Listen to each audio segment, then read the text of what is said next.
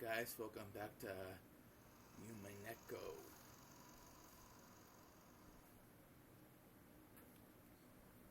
In the end, Kanekon did not regain consciousness, even though Dr. Nacho and the rest did all they could to heal him. Of course, there was very little that could be done on an island like this without medicine and proper facilities. However, Kenan was the only human ever to confront the culprit. If only he could give us some kind of clue. However, at the time they carried Kenan away, it was already too late. My sincere apologies. Without proper facilities, there's nothing I could do about such a serious wound. No, that's perfectly understandable. Thank you so much for forgiving it your very best. Dr. Nigel's shirt had always been sprayed up by a violent spurt of blood, so it's easy to imagine the devotion with which he had tried to save Kennecon's life up until the last second. Jessica was crushed in the corridor, crying softly. She had probably been taking care of Kennecon until the moment of his death. George and Nikki tried to approach her with words of comfort, but then when Jessica pushed him away, he stopped trying to force her to talk and left her alone. If only I hadn't let Kennen's son go alone. Oh, do not let that bother you. If you had been with him, you would probably have been attacked as well. He foolishly rushed on ahead and paid for his mistake. How can you say it like that? Kennecon spotted the culprit and bravely stood up to them. If only Kumasawa had gone with them, the culprit might have hesitated and chosen to run away. Emotion-filled words that I never thought I'd hear come from Jessica's mouth tumbled out. Kumasawa, think you'll get truly sorry. You could do nothing but hang your head. Jessica, you shouldn't talk to her now. It's the same for me and probably you as well, right, Battlecon? We don't know what's going on. It feels like our hearts are going to split open. There were tears in George and Nikki's eyes again.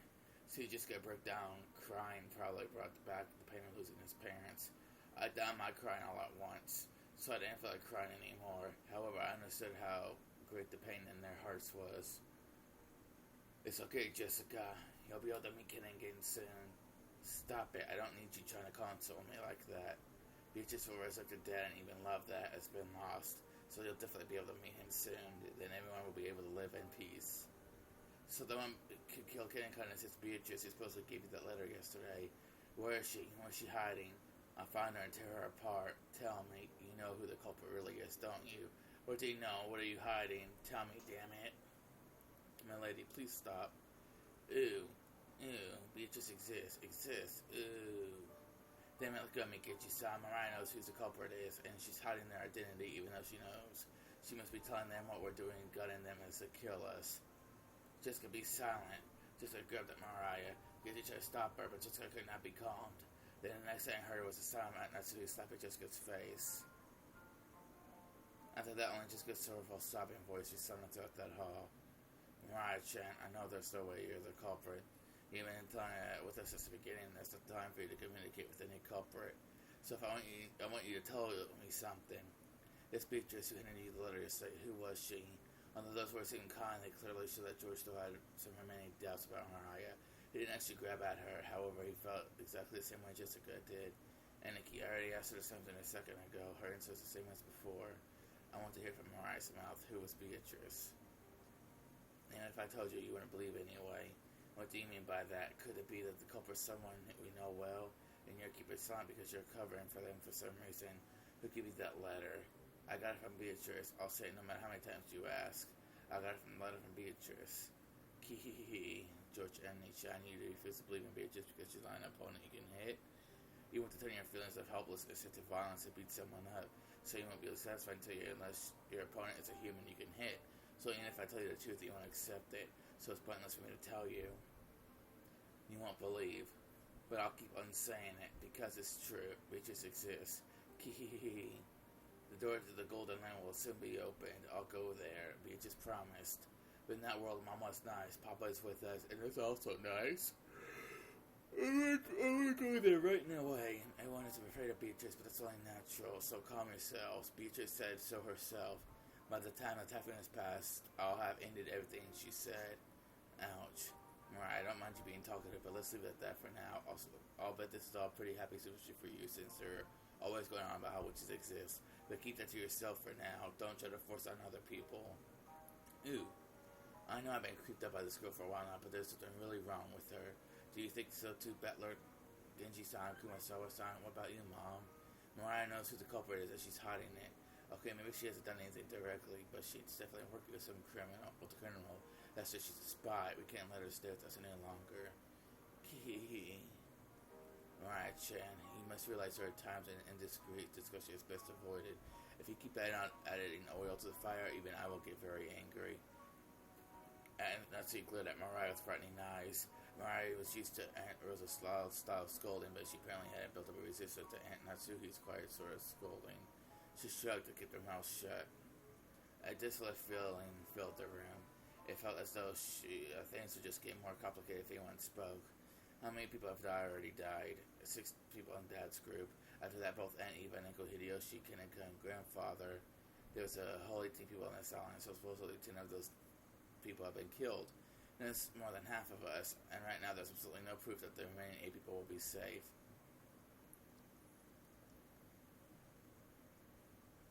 Anyway, this is no time to quarrel. Now that we are certain the culprit can enter and leave the ranch at will and strike out of nowhere, give her undivided attention to survive until tomorrow.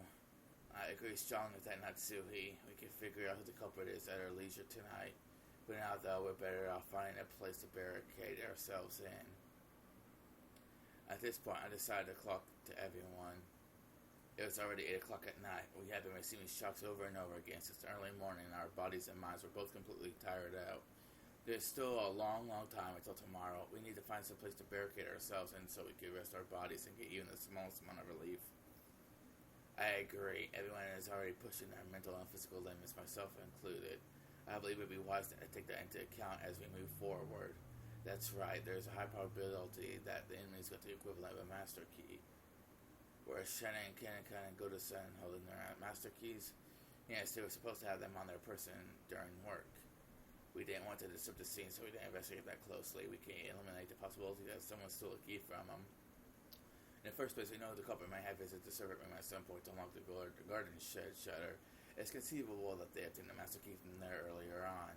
There were many servants serving the Ishirami family. Because of that, there were several master keys. Furthermore, every time one employee started or finished working, the keys were passed between servants. And we had to acknowledge that this had probably gotten a bit sloppy at times in the past. And if they borrowed a bundle of keys from pockets of one of the murdered servants, is there any safe place that those keys couldn't open? Because of the nature of our job, we must have entrusted with keys to all of the rooms, all of them in the mansion and in the guest house. So in other words, no matter where we hole up and lock ourselves in, it'd just be pointless.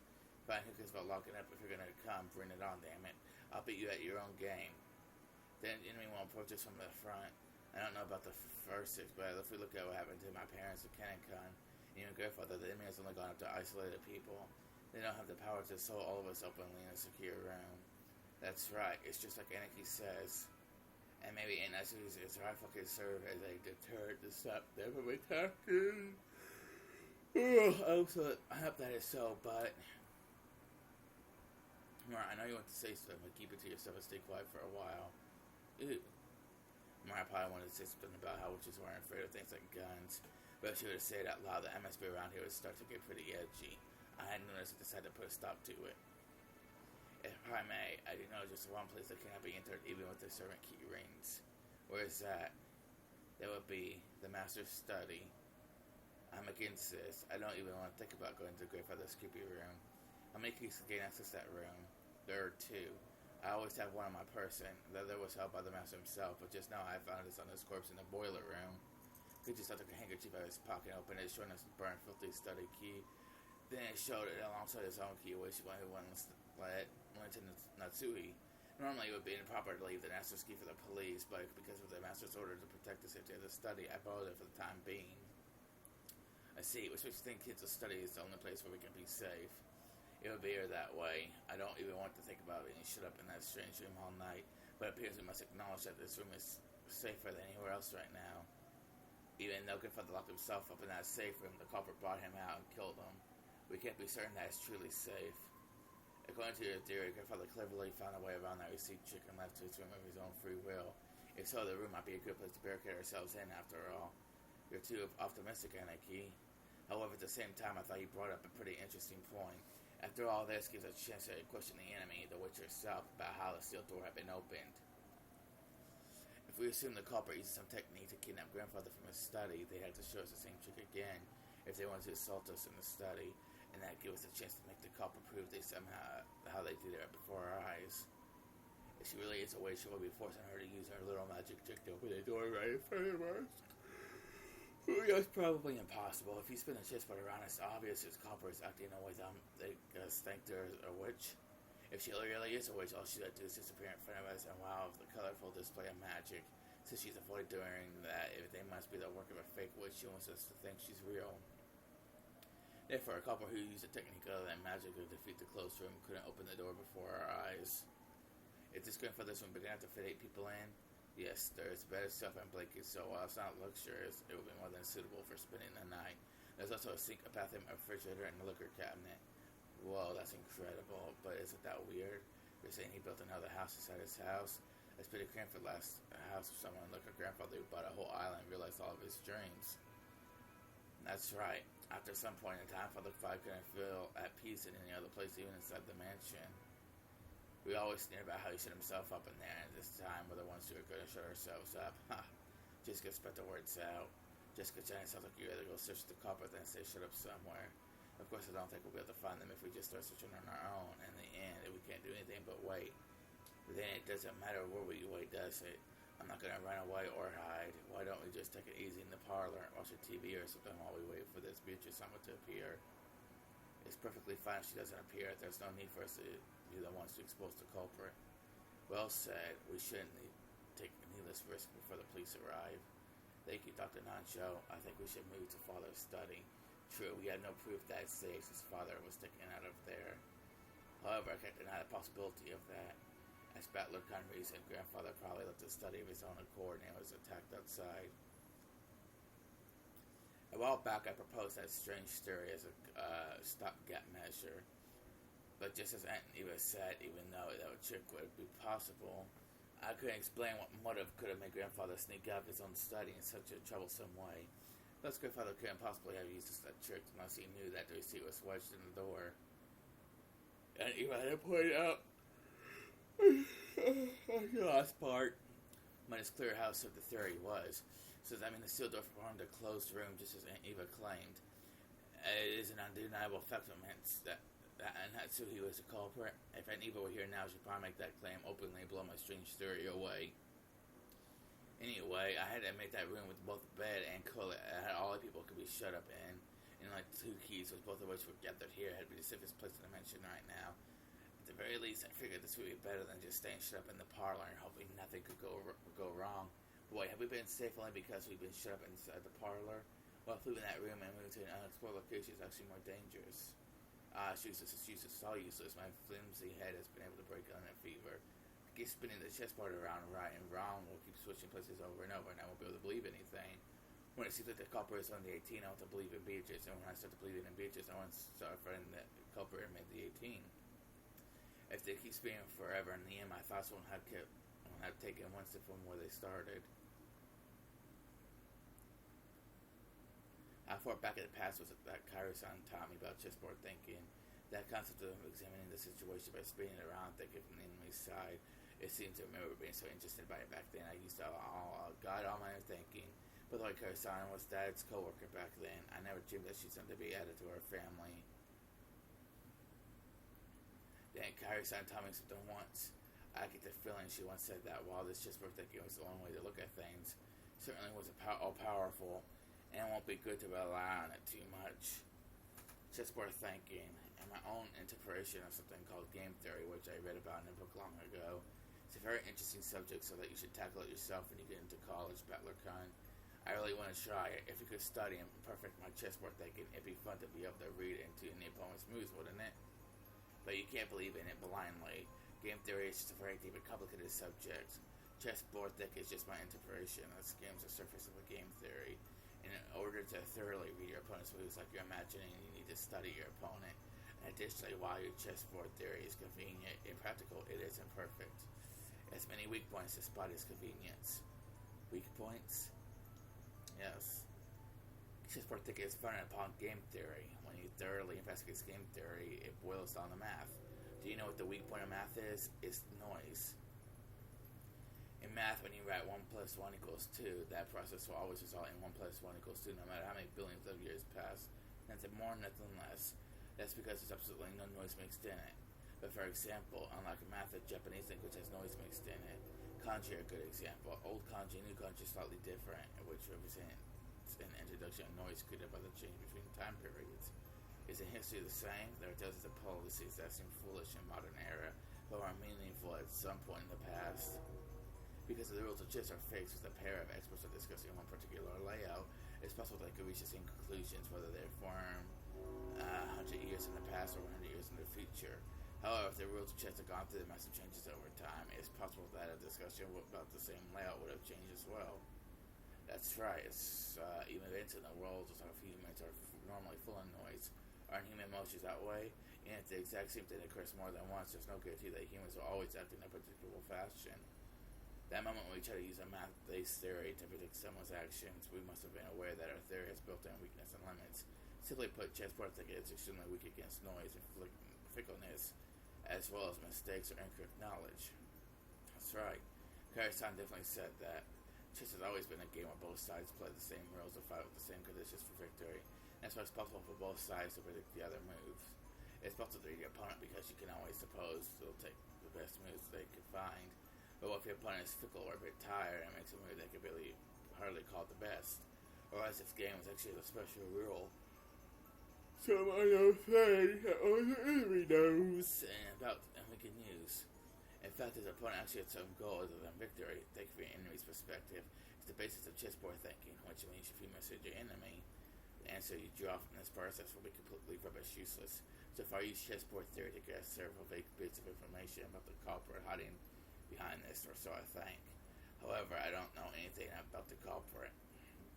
I'm just playing around in a labyrinth of thought. If Kari-san were here at a time like this, she'd probably be able to notice something with a much sharper thinking ability.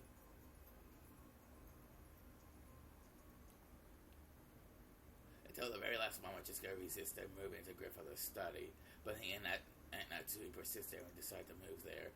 Everyone was completely wrapped in paranoia by now. Kumasawa-san prepared dinner at one point, but during the time he was discovering the death of George and Nikki's parents, but the kitchen and the parlor had been left empty. Someone suggested the food might have been poisoned while we were gone. Because of that, we weren't able to even touch the food that Kumasawa had taken the trouble to make for us. The manner in which the first 6 were killed was still unknown, but it certainly could have been poisoned.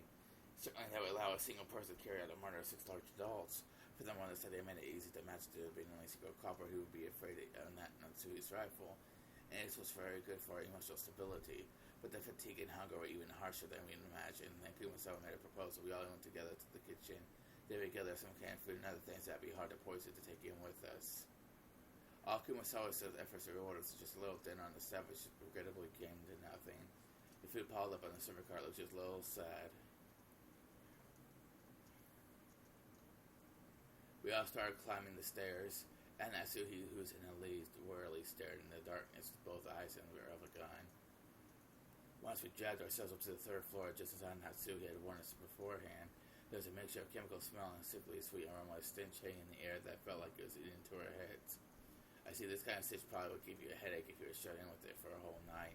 And it's a little late, but I'm with Jessica. I felt going against the grandfather's study. It felt like the stench was floating out from the magnificent door. It was the door to the forbidden study, which should defend against anyone who would enter. While Kichi-san locked the door, Mariah stared at the door and the doorknob with great interest. Ew, incredible door. It looked so old and strict and looked like an old... They stop and eat jokes cold, a perfect door for grandfather's study. The power to ward off spiritual menaces is strong here. Bitches probably couldn't open this door. Oh, what does that mean? Mariah pointed at the doorknob. A scorpion crest. No, it designed like a magic circle arranged around the scorpion was described there. That's a sign that's right. Is it just like the keychain charms Mariah gave just got me yesterday? The 5th magic circle of Mars is a strong word against magic. Additionally, this magic circle is very diligently constructed and is full of power. Such a magic circle can be quite troublesome to the beings of magic like Beatrice. Is it that comforting? Are you saying we can escape even Beatrice clutches in this room? Our little witch here sure is reliable. And how about Beatrice get grandfather out? Just as Battler reasoned, Beatrice can't go inside. However, she has both magic and familiars. Using them, she might have been able to get grandfather to leave the study of his own accord.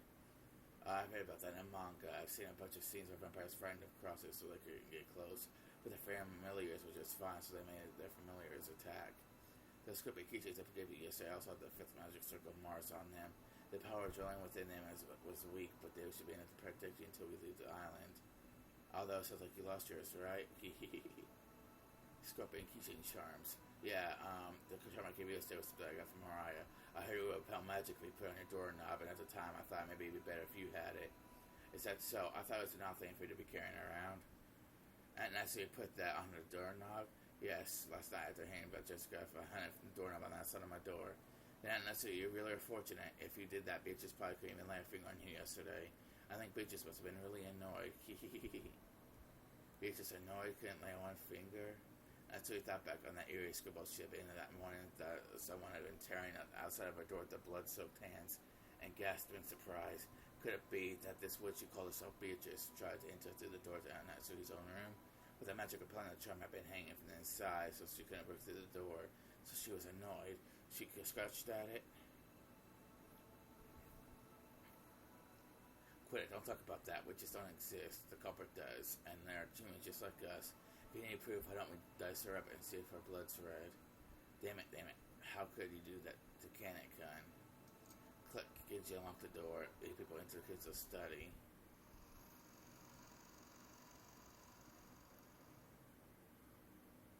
Grandfather's study. I'd heard rumors about it beforehand, so I was that shocked.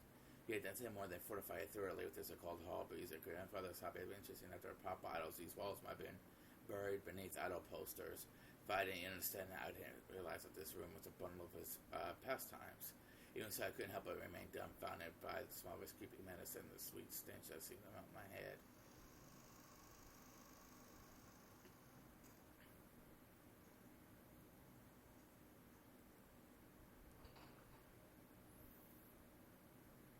When the doorknob was closed, it automatically made a clunk. I see this is the auto lock that's activated whenever the door is closed. And there were only two keys that could open this door from the outside, both of which were in this room. In other words, it became a closed room.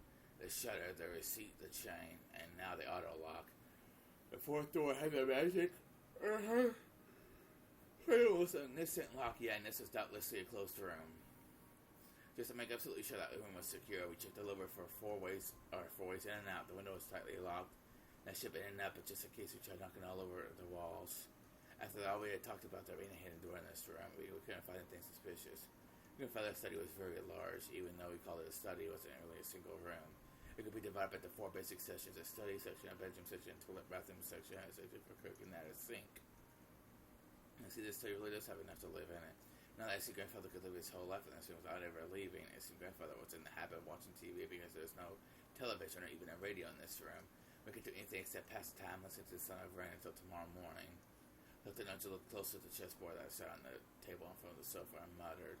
It was apparently the partly finished chess match that he had been playing with grandfather until yesterday. The black had been pretty well cornered, and then it looked like a checkmate would be reached within a few moves, the last part of the end game. Even though checkmate had almost been reached, the end game was been rushed, and in the end, nothing was ever complete. Kinzo signed it seems we weren't able to see this match through after all. Dr. Nancho.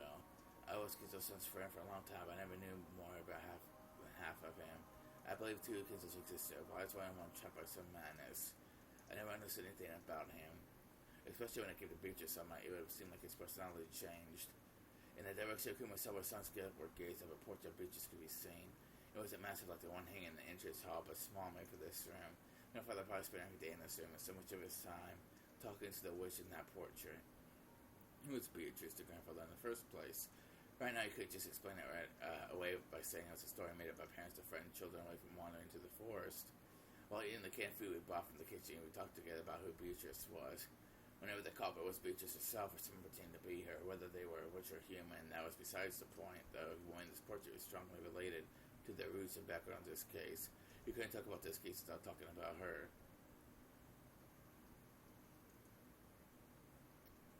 That's right, Mommy picked up the culprit's letter in that Iwa's room, right? Yes, I still haven't opened it. Let's give it a try. And as we took out a Western envelope, Kenji-san pulled a paper knife out of the drawer in the study desk and handed it to her. While watching her open it, George and Nikki grimaced slightly. After all, it was the letter left at the site where his parents had been murdered. There's a good chance that Kenji was unbearable to Anarchy, and Natsu also seemed to realize that, so she glanced over the contents first without reading it out loud.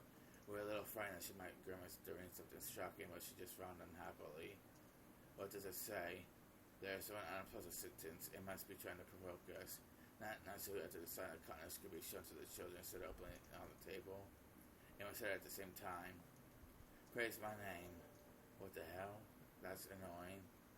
It's probably just declaring herself the victor. Damn it.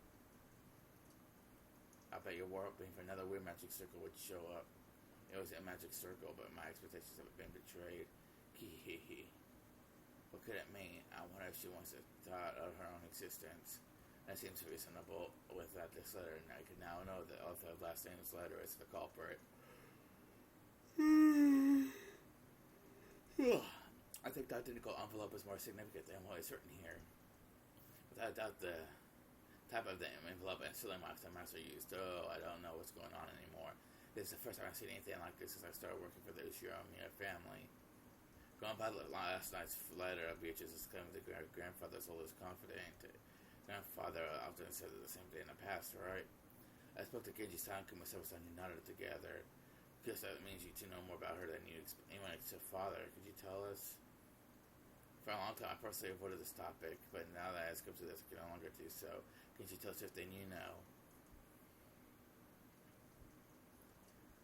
Genji-san didn't answer. Did he mislead by his knowledge, or did he know nothing at all?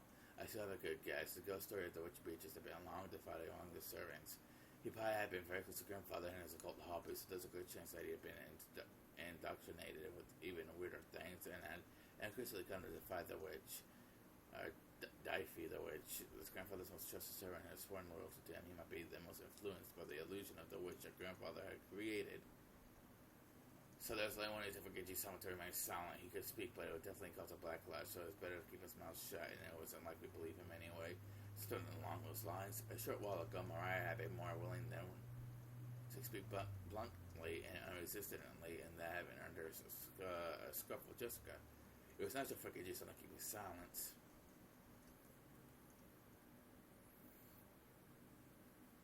Was she father's concubine?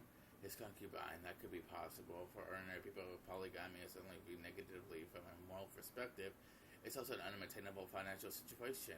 But this isn't the case with the very rich. It's possible for them to have another lover in addition to their real wife. We can't deny the possibility that grandfather had another woman in his life besides grandmother. Maybe. When grandmother was alive, I hear she was pretty sure of it. She thought he was cheating on her. I always thought she was my grandfather's imaginary witch. Now that it's getting really interesting, you told me that you didn't know, didn't you get your son? And that's really getting interesting. You told me you didn't, you get your son. Okay. You said Beatrice has been working for grandfather since before the mansion was finished. I heard that the construction of the mansion was completed in Showa 27, 1952. That means the person called Beatrice was in a relationship with grandfather at least 30 years ago. That concubine 30 years ago, maybe a relative hidden child. That person holds some kind of grudge, maybe playing revenge. I see this starting to sound like just a good standard Western Mansion mystery. It's a filthy topic, but easiest line of reasoning to accept. What do you think, Genji? The master surely had feelings of deep love for her. There could be no mistake they care for her more than his late wife. All this was to call Beatrice, and what is she doing now?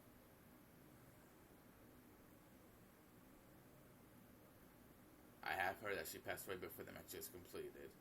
Starry dead? Yes, the master was simply stricken by grief at her loss and devoted himself to the art of black magic as a man survivor. The master loved Beatrice so much from the bottom of his heart. It was that man as showed him to do all that you see her.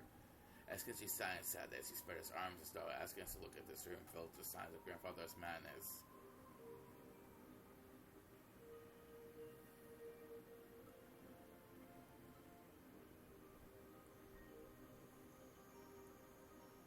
Is anything happening? Okay. We are all at a loss for words. Normally, black magic seems like it would be just creepy, and it'd be really hard to imagine why someone might be so enraptured by it. Since Kento was just an eccentric who distorted the Umineko family and Mrs. Madness, nobody tried to understand him. One thing on grandfather's mind had been the loss of a beloved woman and this inscrutable sorrow. Earlier, this room had some creepy stuff, but in the instant, it changed to something we could understand completely. Creepy pokes, the magic circles, the mask, and all of it. All they existed simply because he wanted to revive the face of a single woman who had left his world over 30 years ago.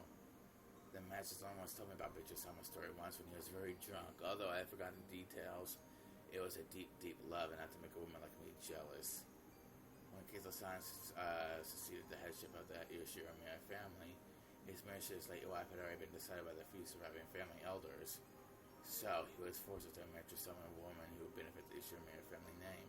That's correct. Keizo-san was installed as the head who would survive the family and had to bear the entirety of that heavy responsibility.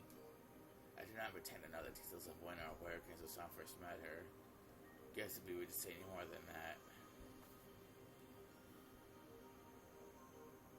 That was when grandfather truly fell in love for the first time. Just how deep was his affection for her. It was easy just by looking around us. His room was covered with piles upon piles of things to do, like black magic. And grandfather had spent every day sitting here, immersed in his research and isolated from the outside world, never regretting 1 minute of it. You couldn't ever recognize the depths of grandfather's love for Beatrice. I had it all wrong, Kichi-san. What do you mean by that? I always thought that maybe you servants believed blindly in the witch because you were influenced by grandfather's creepy black magic hobby. That's not how it was, right? Back then, stuff Beatrice also had been restored. In existence at the mansion, they might have been helped to soothe his grandfather's heart. With closed eyes and an expression of wonder, remembering something from the distant past, Genji had broken his long silence, and making a confession probably felt like he was betraying his one and only master in that most serious way, even though that person was already dead. Beatrice has revived as a witch, and she is in the mansion even now. When she had said it, I believed it, and made more people believe it. And would take that with him to the grave. That might be the last service he could offer up to his master. The legend of the witch, a mysterious tale of broken Shima that was still whispered amongst the servants. As she nature was a sad lie. No, it was an act of kindness towards grandfather who had lost the person he loved above all else. I remember denying the witch's existence in front of the father on multiple occasions. Now I finally understand how much I must have wounded him. Right now I can understand very well. If I thought I could survive Shanna using black magic, I immediately become the next owner of this room and start researching. Anarchy. Another stern of tears from Butch's eyes. Maybe his tears were infectious. Tears rose to Jessica's eyes too as she sniffled. Beatrice has said it. Very soon she'll be able to revive people. You'll be able to meet them. She said. Very soon the door to the golden land will be open. And the promised land that glitters gold, the souls of all the dead will be resurrected, along with the love that has been lost, and I will sleep in a world of peacefulness for all time. Did she say that? The Beatrice who gave you the letter? You don't believe, do you? Hee. If my grandfather were here, I'm sure he'd be happy. I'm almost sure he'd be jumping for joy now that Beatrice is about to revive. In that case, I believe. If grandfather gave up half his life for the research trying to resurrect the soul of a woman he loved, and spending time the rest of his time, his life, believe too. Battler. When you love a single woman for so long, the people around you catch on to it and becomes the truth. Maybe you should say because you're just being polite for the sake of your feelings. But right here now, I like to call for that magic. It just isn't being polite. It's really magic. She's a witch. It looks like nobody can see Beatrice after all. Sometime had passed. We listened as the son of the rain. We consider what kind of love and manners must have been possessed in the owner of this room and had spent half of his life here. I am so sleepy. If you ask me as a woman, then while I like to understand father's feelings of true love, I did leave mother in an awkward position. I agree. Cheating is cheating. No way to make it pretty. Yeah, that's right. Gotta make you feel sorry for your grandmother. So after being rumors about child between Beatrice and grandfather, the keyword Beatrice has been hidden in every corner of this case. So it's natural to suspect some relatives of hers. No, I have not heard of anything like that. If there's someone meant to help a lost beloved person, he surely would have given them all of his affection. Since he ended up immersing himself with black magic instead, maybe we should assume that there was no such child. Come to think of it, reminds me of a rumor I heard. You know it, right? That story about how my father heavily supported an orphanage called the Fukuin House. And after that was something more than slander, which would discreet father. Tell us that Natsuhi, I think even though you agreed to this, there's no time to hide things from each other. It's worth the story. Father made massive donations to an orphanage and had the orphans employed as servants at the head house to give them some of the job experience. The story in question is simply because Gervais fools who claimed that Father was just using those orphans for some filthy hobby. For a while, some lights even said he was collecting human sacrifices for black magic, and he really is doing some weird experiments and ceremonies in this room all the time, so I believed it myself. And those servants who came here from the Fukuin house there are several of them, but Canon and Canon were the two scheduled during the family conference shift. First, like Beatrice, she brought 7 servants from the orphanage as well as human sacrifices. After all, every day grandfather slept as a servant was just young enough. Was young and but the same age as Shannon or Kenningun. Surely it's because the grandfather had some bizarre hobby. Just give mind your own words with that, and that's who he scolded her. The atmosphere instantly was sour and everyone felt quiet. However, something was tugging at the back of my mind. Sacrifices, human sacrifices brought over, blah blah blah. What is that freaky word? Like sacrifices don't pop up often, yet I've seen or heard that word recently. Some part of my memory is tugging at me. Hey Beatrice, what do you know? I had a rather heavy portrait Beatrice, so it was as massive as the one in the entrance hall. But that porch is still made, which must have been drawn by some famous painter. It's still just as intimidating as a smaller one. Just below it, just like an entrance hall, was epitaph that supposedly hinted at the location of the hidden gold. A sacrifice is here. Oh, what the hell, Balor? You're giving me out. 6 sacrifices. Both my eyes were as wide as a place. Everything's been predicted right from the very beginning. Everyone crowded around. The same expression of shock rose to all 4 phrases. That's right, it's right there in the epitaph. On the first fall of the offer, the 6 chosen by the keys of sacrifices. Well, there's no doubt 6 people died in the beginning, and even on the shutter there were the magic circles drawn, no matter where the Hebrew went. Where the Hebrew was written. It mentioned the offering of sacrifices. Oh, I've been saying that from the beginning. That's what Mariah said at the first start. Right after we found the 6 bodies when Mariah was in the parlor watching TV, she said it. Ooh, the culprit isn't human. It's just sacrifices chosen by the key. This has nothing to do with the location of the hidden of the gold. It's just instructions for resurrection and ceremony using black magic or something. After all, this epitaph requires a large number of deaths. It sure does. You don't mean to do it quickly. There's be 6 plus 2 plus 5. 30 people must have died. How many people are normally on this island?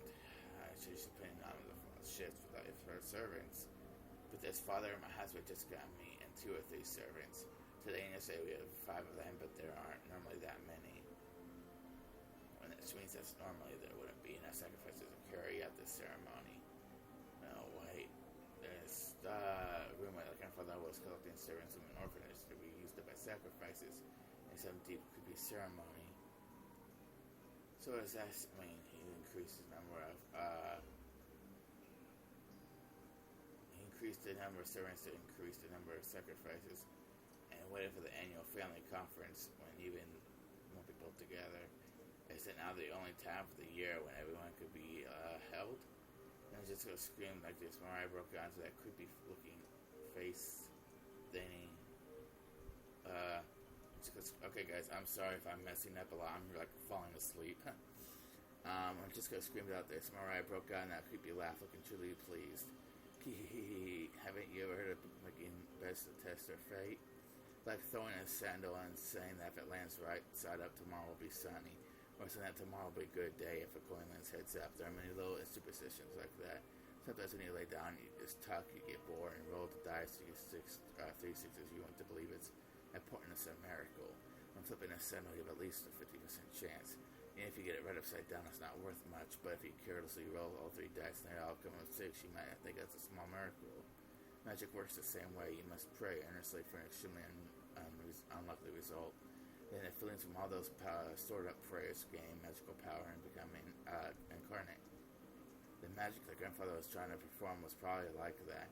The key randomly selected sacrifices in the lottery, so it reduced the chance that he himself was selected. He chose a day with the greatest number of the people on the island to carry out this ceremony. Ridiculously saying that the entire situation was caused by a mere ceremony for some bizarre magic. And Natsuhi yelled she couldn't cool the fear that a scorpion charm might be the only reason she was still safe.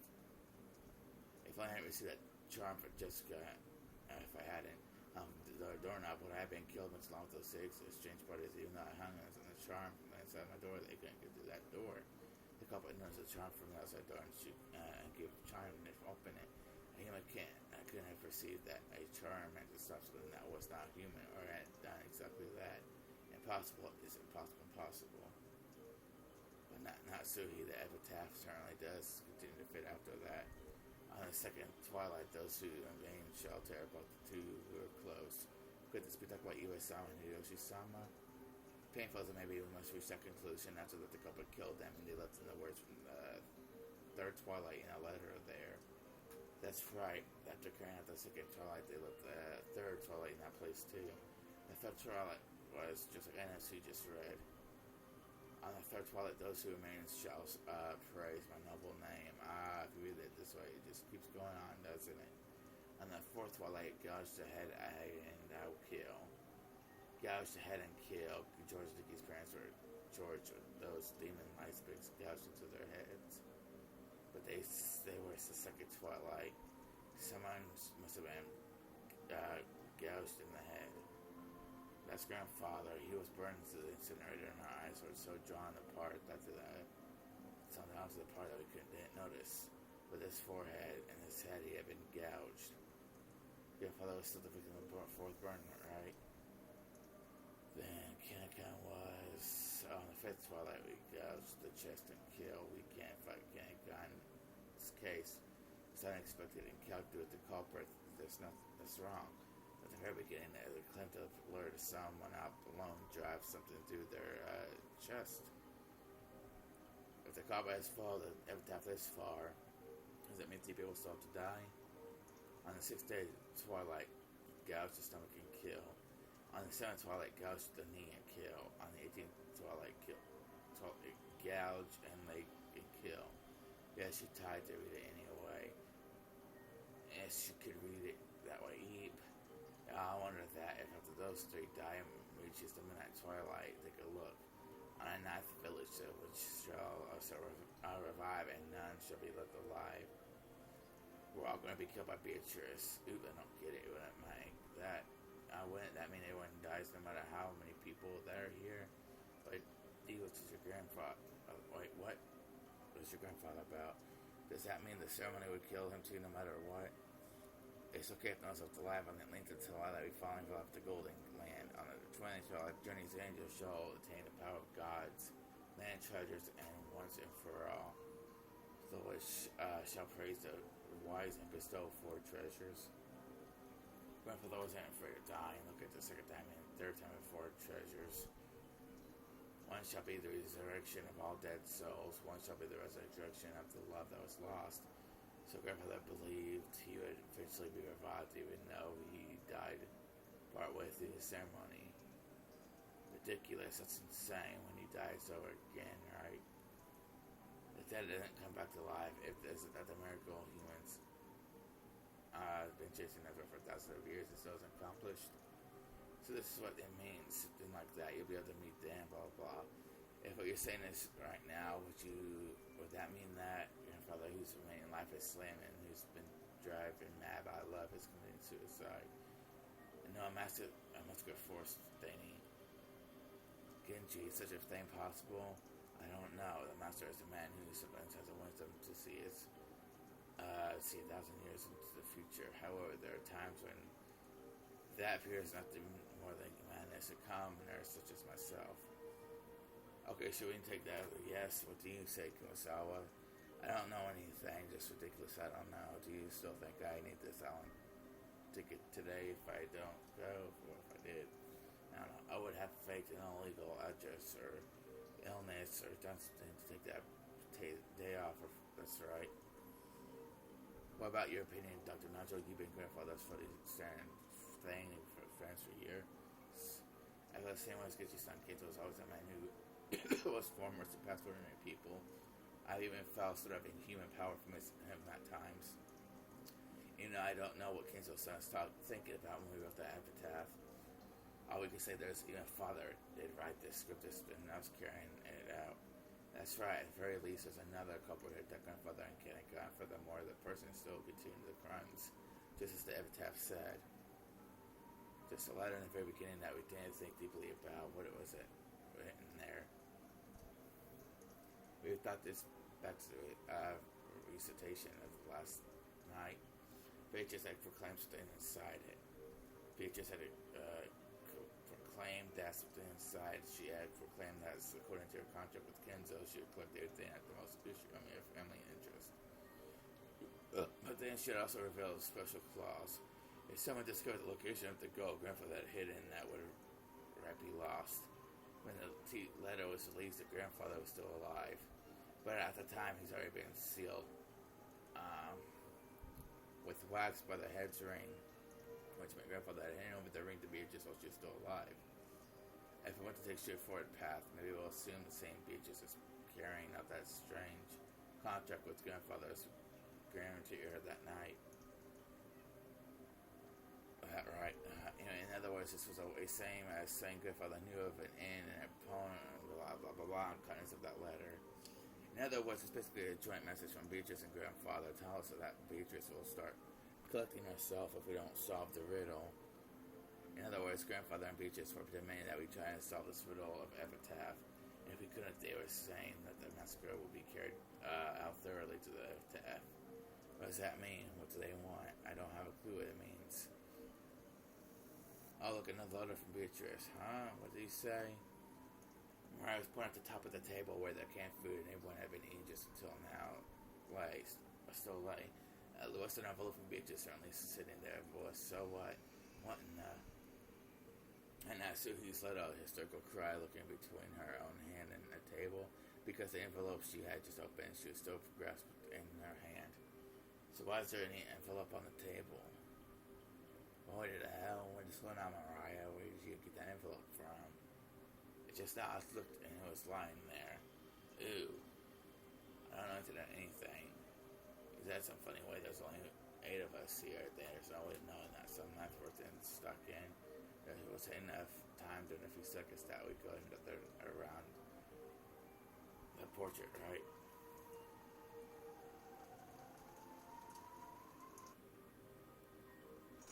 Get back, all of you, back against the wall. And Natsu was pointing at the rifle Genji and the others below in them. Genji was overpowered and his face looked nothing like he didn't have a clue what was going on. Of course, I felt the same, since but a few moments later reached the same conclusion Natsuhi did. Just a tough could skill, there had been no letter like this on the table. Nobody had entered this room, and that means someone amongst us placed it there during a few seconds when everyone was looking away, preoccupied with the portrait. By looking up at the envelope and read what it says inside. Sure, I picked it up.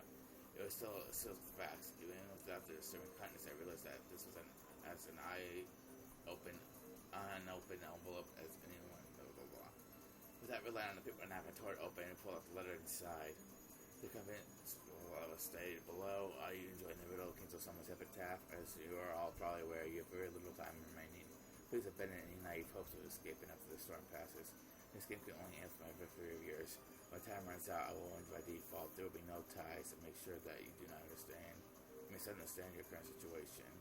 That's what it says. It is a clear you put this letter there. However, I've been able to narrow down the list of suspects. It's you all, madame. It's just too horrible. Just before I move towards the porch, I could sit foot down here. Until that time, there's definitely anything that's strange to this letter there.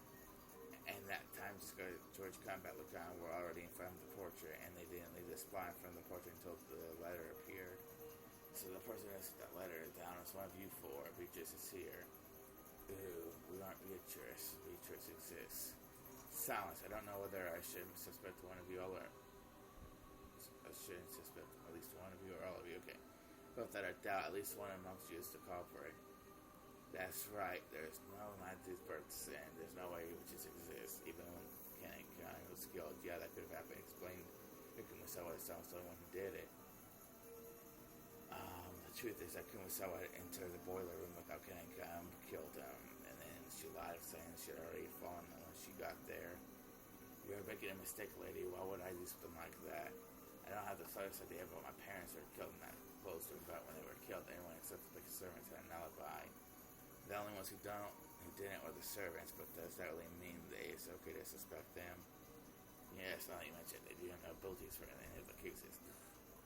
Should we really be so quick to make that judgment? But this time, and in this room, in this place, in this moment, this minimally small bit of time and space is obvious.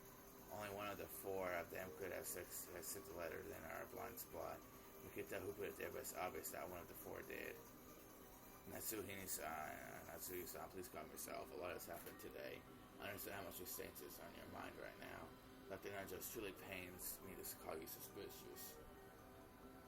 However, your father's personal doctor and his closest friend. You've been various many years. He might even know about Beatrice. Could you be behind some kind of old obligation?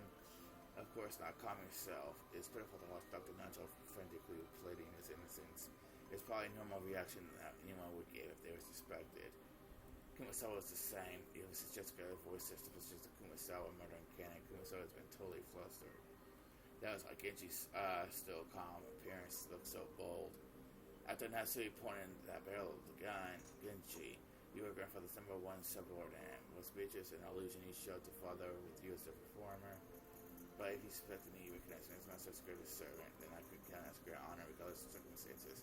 However, I'm not the one who put the letter there. You expect us to just accept that you must be the ringleader. Maybe Kumasawa and Dr. Nanjo are accomplices. Mariah-chan, too. No contact just suspected also Natsuhi. He pointed the gun relentlessly at Mariah, too. But acted as though there's nothing had happened.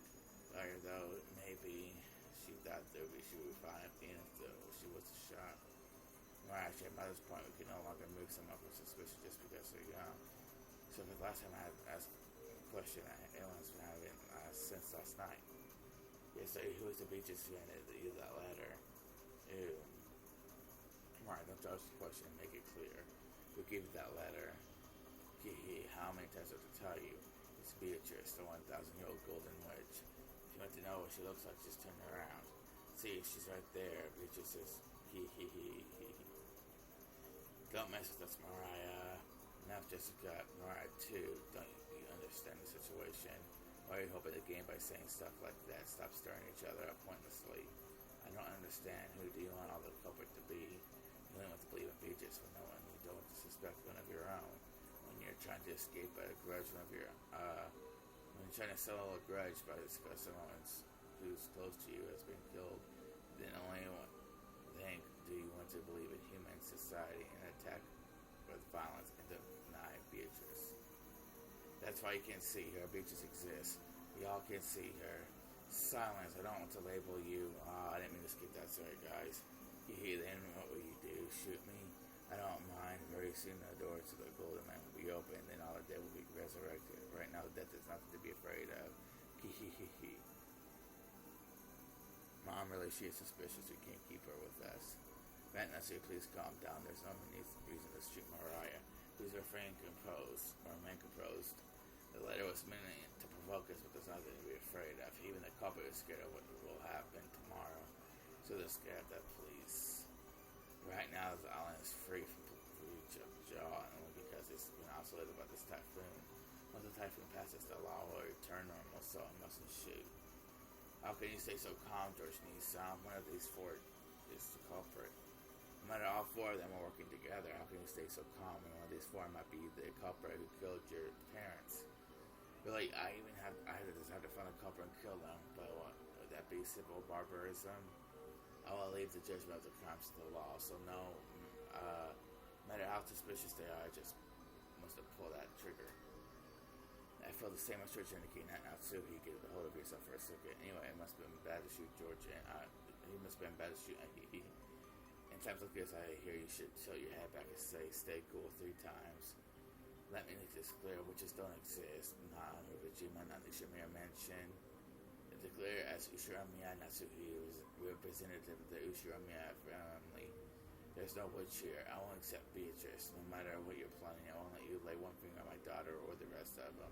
That's my duty as a mother and representative to the family. Those words are the final words of farewell that settled everything. The protective daughter and Natsu would regard any suspicious person as an enemy. The movie situation indicating now we're standing aside because by coincidence we had declared a alibi regarding the letter. If I hadn't approached the portrait, I would be at the end of the other the guy that barrel treated like a criminal. But even though part of me thought that, part of me was thinking that chasing all the suspicious people from this room could have finally guaranteed our safety. Genji-san, Kumasawa-san, and Dr. Nanjo, all them were grandfather's side.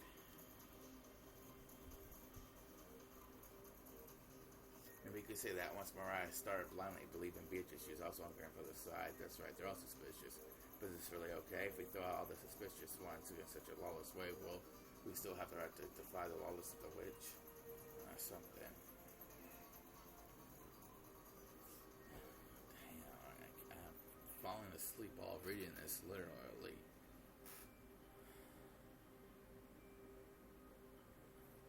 And the entire thing's black. And that's why he didn't tell them to leave their own words, but with wordless pressure, she induced them to say that themselves. Because now Dr. Angel didn't say those words, his close silence will surely continue forever. Calm yourself, Natsuhi-san, so I understand your feelings well. I myself, like there's something wrong with my head after all these strange repeated incidents. So I understand why you went to suspect us. If you really have nothing to do with this, then my actions would now be beyond rude. However, please understand just this once. Very well, let's leave this room. Do you say, Genji-san, shall we return to the parlor and continue our chess game? If that's what you wish, by all means. I don't want to. After all, it means we'll have to leave this room knowing that the wolf is among us, right? I don't want to. Madame, please forgive me. It was obvious that Kumasawa was trying to stay. She was innocent, and she would be ejected into dangerous territory along with the culprit. In the current situation, urging her to leave this room along with the suspect was most likely exactly the same as letting her get killed. However, Kumasawa-san was really suspicious just for being the first one to discover that Ken and Gun had been murdered. After that time, anyone except Kumasawa-san has been an alibi. Not to prove the existence of some contraption and the existence of an 17th person, Kumasawa-san was by far the most likely suspect. I didn't want to believe it. However, Natsuhi and the rest of us were in such a difficult situation that we couldn't help suspecting her as well. So we didn't say anything and stop Natsuhi from trying to aggressively chase them from the room. But we stopped her from shooting, but we were passively agreeing to chase the others out of the room. On top of that, Mariah spoke to the fretful Kumasawa-san. It's okay, Beatrice is conscious of those who respect her. You believe that Beatrice exists. So it'll definitely be okay. I'll watch TV in the parlor. Let's watch it together. It's boring here without TV.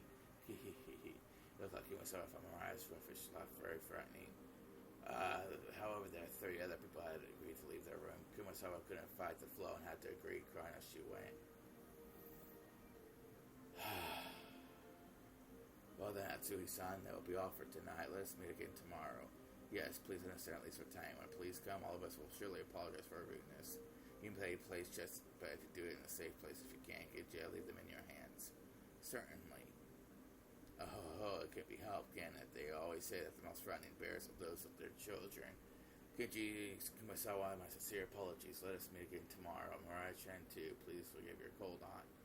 Ooh, I forgive you. Ooh. When I have the keys to this room, I will hand both over to you. Genji-san pulled two golden keys from this pocket and handed them to Natsuhi-san. And I'll also hand over my bundle of keys inside the mansion. And he took out a bundle of about 10 keys of various shapes and handed it over to the servants who those keys are probably proof of their position. Being placed in charge of those keys meant they were trusted or relied upon. When they were forced to return them, it meant they had that lost our trust. Think about it this way. The Genji-san who had worked here for a span of many years, there could be no greater shame. However, Genji-san's usual indifferent expression remained on his face. Genji, I had planned that after father passed away, I would reward you for many years of hard work and allow you to retire. To treat you like this makes me feel ashamed from the bottom of my heart. I have already received the master's favor. Everything I've done until today has been a payment for that.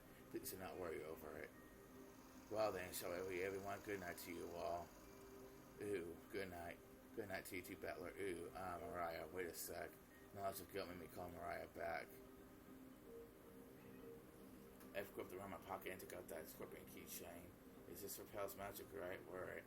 Ew, didn't you say you dropped it? Back then I got ticked off and just bluffed that I lost it. There's no way I'd lose the precious charm you gave me. Mariah suddenly took the charm.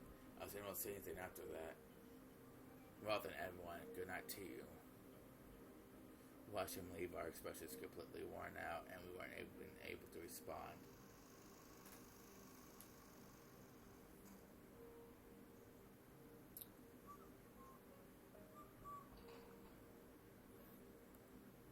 Until the door closed, we heard the auto lock. We were unable to breathe.